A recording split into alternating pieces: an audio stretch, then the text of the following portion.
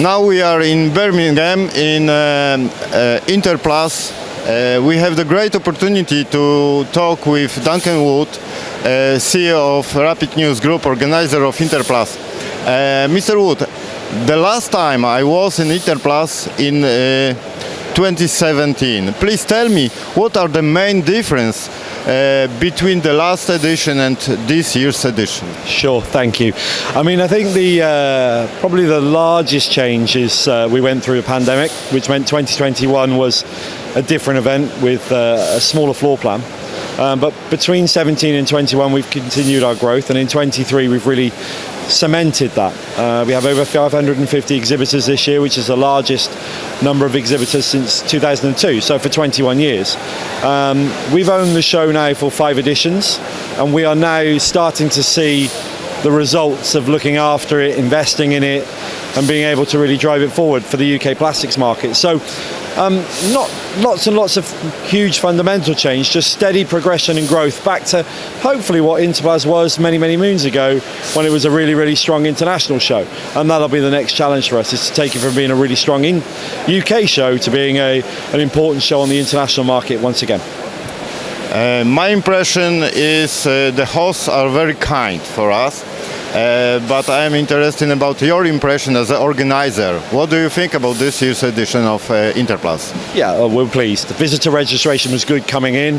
Our conference programs are strong. The exhibitors have all really done a lot of work to prepare their stands. In some cases, they haven't been at a show since 2017. 6 years is a long time in a technology business, so they've all invested and brought new kit. So everybody's really got together. I think 21 people were pleased, but it was under pressure. We had a fuel strike, the pandemic had just passed. So this is really a return to form for Interplas, and the feedback that we're getting from the exhibitors is precisely that.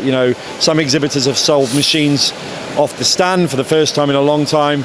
So lots of positivity, lots of business, and just a real marker for 26.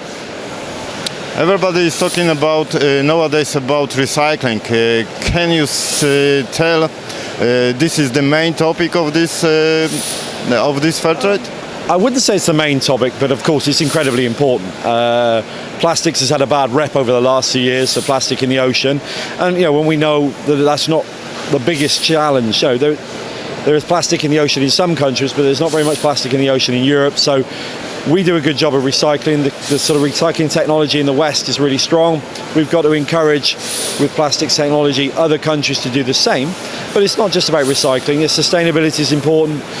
Power and what you use to power your injection molding machines has become ever more important. In the old days, there was a lot of hydraulics. Now it's ever more electric. We've got a lot of businesses in the UK that need to replace those machines with new electric machines, and so it's not just recycling. It's about new technology. It's about new materials, of course. Are they biodegradable? Can they be recycled?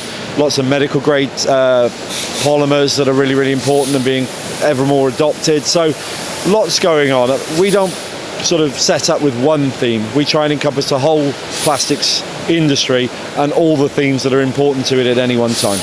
You mentioned about the whole plastics industry, so I want to ask you about the condition of British plastics industry.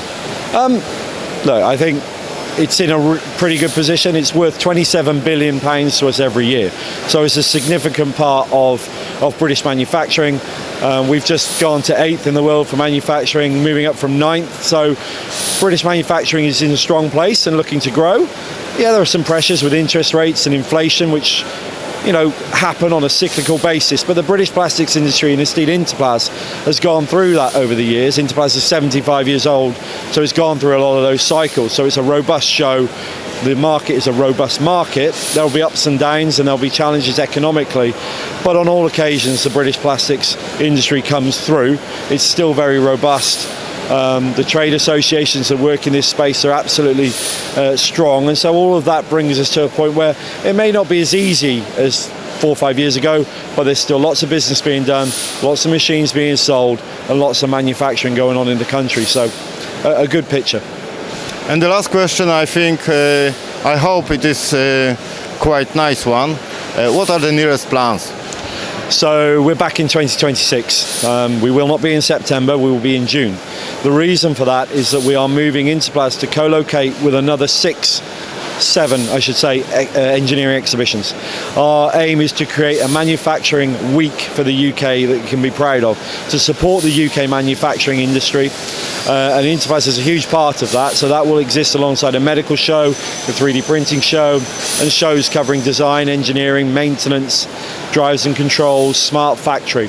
And our idea as a group of organisers is to come together to create an exhibition week that has 1,500, 2,000 exhibitors and really set out the stall for UK manufacturing. So we're excited about 26. The rebook is going on for Interplas just behind me, and that's going fantastically well.